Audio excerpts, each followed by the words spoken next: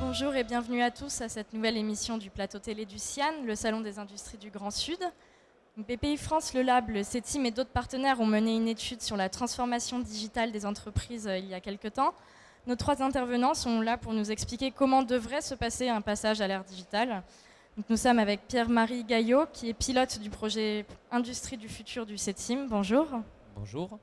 Avec Élise Tissier, qui est directrice de BPI France, le Lab. Bonjour. Et avec Martine Païs, présidente du groupe CRM MECA, qui fait donc de l'usinage de précision pour le ferroviaire, l'aéronautique, l'armement, tout ça. Bonjour. Bonjour. Alors, BPI France et le CETIM ont travaillé pour comprendre comment les entreprises se transforment à l'ère du digital. Quel est aujourd'hui votre retour d'expérience ? Alors oui, effectivement, on a fait un certain nombre de constats à travers cette étude. Le premier constat, c'est que la transformation digitale est la grande oubliée des PME et ETI. Les chiffres sont assez clairs. On a aujourd'hui, selon notre enquête menée auprès de 1800 dirigeants de PME et ETI, 87% des dirigeants qui ne font pas de la transformation digitale une priorité stratégique. Un autre chiffre aussi qui est flagrant, c'est que 45% des dirigeants de PME et ETI n'ont aucune vision de la transformation digitale pour leur entreprise.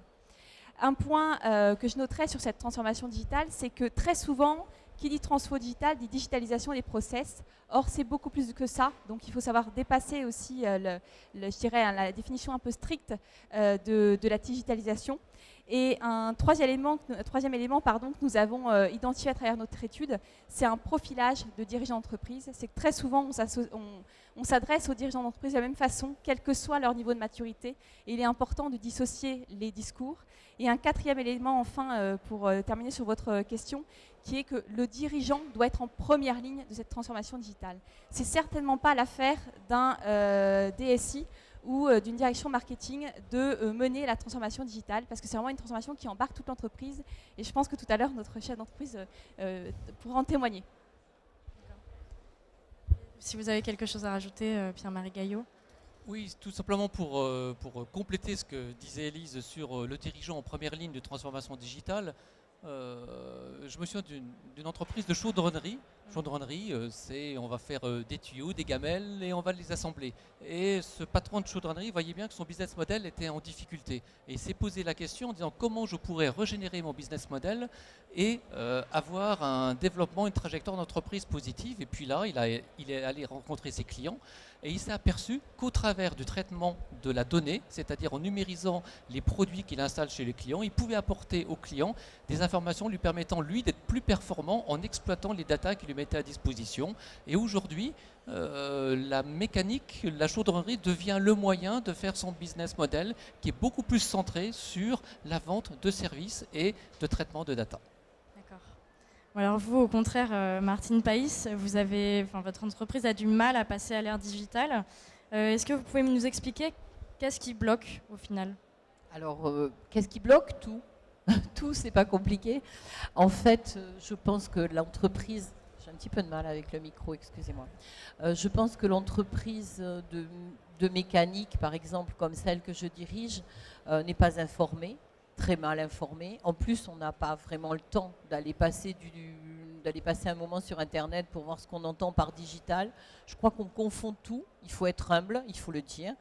Le chef d'entreprise aujourd'hui qui est dans sa province et qui est dans son travail tous les jours à chercher du chiffre d'affaires et à faire en sorte qu'il sorte de ses ateliers, ne sait pas ce que c'est le digital, ou du moins le sait très peu, ou confond. Est-ce que c'est des réseaux sociaux ? Est-ce que c'est la gamme d'usinage que l'on met que l'on digitalise ? Est-ce que ça suffit ? Est-ce que c'est des robots dans toute l'usine ? Est-ce que ce sont des capteurs qui permettent de faire travailler nos machines sans un homme devant ? Bon, on se pose des questions, on n'est pas stupide, bien entendu, mais on est vraiment, excusez-moi, mais on est à la rue, oui, je crois. On manque cruellement, pas d'information, de formation, tout simplement. Ça va au-delà, il faut passer le cap de l'info, il faut vraiment former les chefs d'entreprise, de PME en tout cas, sur l'ère du digital. Et surtout, particulièrement, dans le milieu que vous côtoyez aujourd'hui, qui est celui, je crois, de la mécanique. D'accord. Donc alors, vous, à la BPI et au CETIM, donc là, vous avez travaillé sur une matrice de transformation digitale.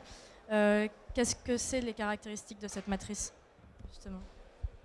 Alors effectivement, en fait, notre volonté, c'était donc de faire le plus de sensibilisation pour les dirigeants d'entreprise. Et donc notre mission principale, c'est de stimuler la réflexion stratégique. Et donc on fait des études sous ce format-là, et avec la volonté d'avoir une approche, je dirais, un peu plus outil. Donc on a travaillé, c'est un premier élément parce qu'on va le poursuivre, on a travaillé sur une matrice qui consiste à partir, je dirais, d'un point A pour aller à un point B, avec un certain nombre de chemins intermédiaires.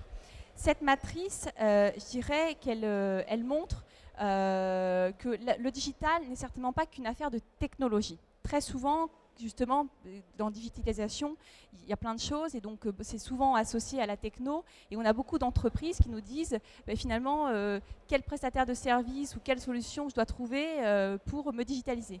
Mais la première question qui se pose, c'est quels sont mes enjeux business aujourd'hui? Et après, quelle technologie va pouvoir me servir ces enjeux business. Donc ça, c'est un premier élément, et on voit que la matrice, dans cette matrice, la technologie n'apparaît à aucun moment puisqu'elle n'est qu'en support. Deuxième élément sur cette matrice, elle est organisée autour de 3 axes. Un axe client, un axe organisation et management, et un axe partenaire écosystème.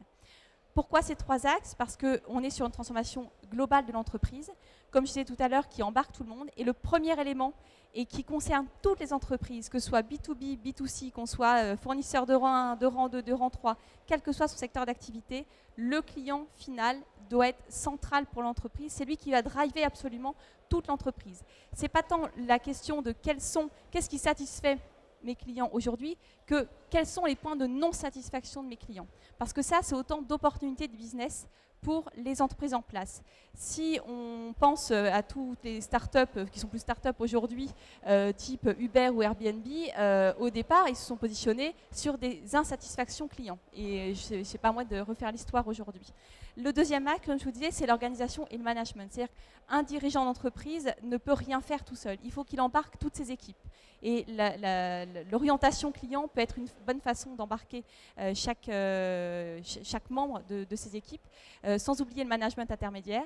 Et puis le troisième axe qui est les partenaires, c'est que jusqu'à présent, il y avait une approche très, je dirais, capitalistique, très intégratrice, très verticale des chaînes de valeur. Aujourd'hui, la collaboration, les modes de collaboration évoluent énormément, et donc les entreprises doivent avoir cette capacité à être attractives, à travailler avec d'autres partenaires. Leurs premiers partenaires sont leurs clients et les fournisseurs. Il ne s'agit pas d'aller chercher au départ des partenaires très exotiques.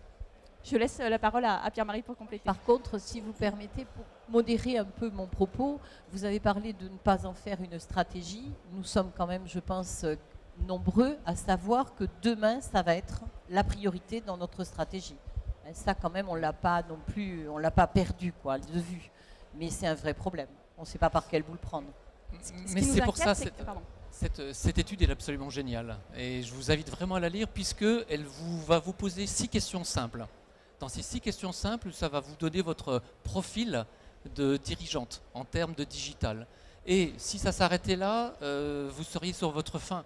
Mais vous n'allez pas l'être, parce qu'au travers de votre profil, vous allez avoir des tas de conseils qui vont vous permettre de dire comment je progresse vers le seuil suivant. Et vous apercevrez que vous allez le faire pas à pas, par petite expérimentation, que c'est à votre portée, et que surtout, si vous pensez client, ça va être quelque chose qui va doper votre vision du marché et votre vision de votre développement. Vos propos sont convaincants, parce que s'il y a quelque chose, en tout cas dans mon groupe CRM Meka, que l'on met au cœur de toutes nos pensées, c'est bien le mot client. Donc, voilà. Et vous apercevrez que le client, c'est le client au sens large. Celui, bien sûr, qui va vous acheter vos produits et qui vous permet de vivre, mais c'est aussi l'écosystème qui vous permet de faire votre activité sur le territoire sur lequel vous êtes, qui vous permet d'exporter lorsque vous allez exporter vos produits. C'est l'organisation de la filière dans laquelle vous êtes complètement imbriqué, et puis c'est et surtout vos collaborateurs qui vont être les chevilles ouvrières de la mise en œuvre de cette nouvelle transformation de l'entreprise à l'ère du digital. Sans compter que sur le plan management, je suppose que ça doit être un projet terriblement fédérateur, et on en cherche un par an à peu près. Donc, Alors, justement, ce n'est pas toujours fédérateur parce que ça crée énormément de craintes, la digitalisation, surtout avec les propos qu'on peut entendre sur la robotisation. Et d'où l'importance que le dirigeant soit bien le chef de file de cette transformation parce qu'il y a un besoin de convaincre et de rassurer en permanence, d'expliquer. Et ce que disait Pierre-Marie, effectivement, extrêmement important, et on a pu le vivre, nous, à travers cette étude, c'est vraiment ce côté pas à pas.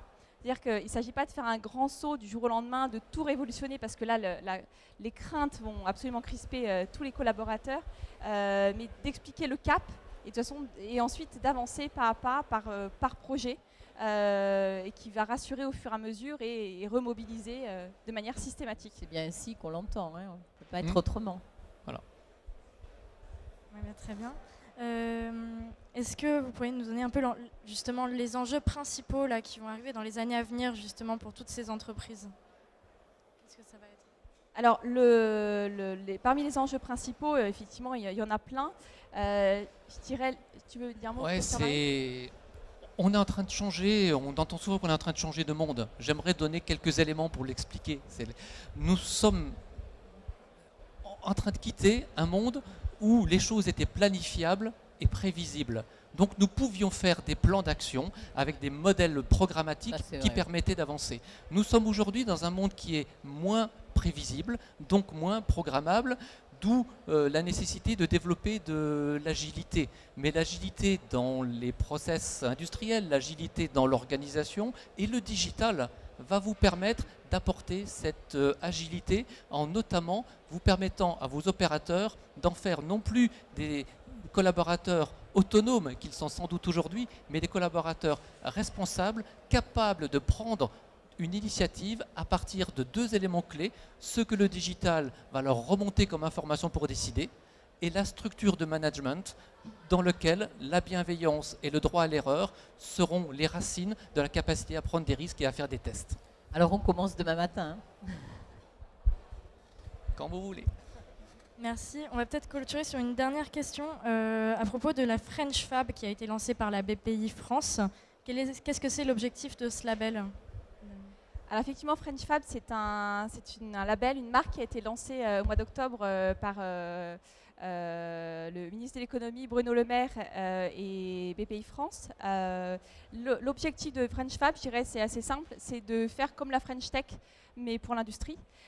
Donc c'est donner une image positive de l'industrie française, c'est d'être en mesure d'exporter cette image de l'industrie française en dehors de nos frontières. On a beaucoup parlé d'industrie 4.0 en Allemagne, on en a beaucoup parlé de Mittelstand, mais tout ça c'est aussi une capacité à raconter une histoire, c'est une capacité à porter un récit au-delà des frontières allemandes. Aujourd'hui la France veut faire la même chose et la marque French Fab a cet objectif-là. Et donc, évidemment, ce qu'on souhaite à toutes les entreprises industrielles, c'est de pouvoir en bénéficier. Pour exporter, c'est une chose, mais aussi, on n'a pas eu le temps d'en parler pendant ce débat, pour attirer des talents, parce que c'est véritablement un enjeu. Les talents qui sont à tout niveau de l'entreprise, pas simplement au niveau managérial, mais aussi au niveau des opérateurs, des techniciens. Et donc, aujourd'hui, l'industrie doit faire de nouveau rêver. Et c'est un des objectifs de la French Fab. Ben, merci à tous d'être venus et d'avoir participé à ce débat. Il y a peut-être un endroit où on peut lire votre étude déjà et puis où on peut vous retrouver chacun, un site ou quelque chose. Alors, Élise va vous dire effectivement que l'étude elle est sur le site BPI, qui a un super bouquin qui existe. Il y a sur ce salon un espace. Et aujourd'hui, il y a plusieurs collaborateurs de BPI qui sont là pour vous écouter et vous faire un petit test de votre niveau de maturité digitale, vous tenir par la main pour faire les premiers pas et continuer à ce que ce sourire reste éclatant. Merci. En ce qui nous concerne, vous pouvez nous trouver sur le site www.crm-meca.fr. Très bien. Merci beaucoup.